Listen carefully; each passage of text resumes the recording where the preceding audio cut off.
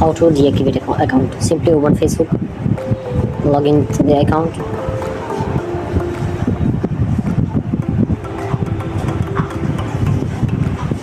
Now click on this three dot here. Go to settings and privacy. Click on settings. Go to personal and account information. Go to account ownership and control. Go to deactivation and deletion. Continue to account deactivation. You can write anything. Let me choose this is temporary. I'll be back. Then continue. No, you can simply go on don't deactivate automatically. Now deactivate my account. Now it will take some time. Okay, finally your account has been deactivated successfully. Subscribe us for more videos like this.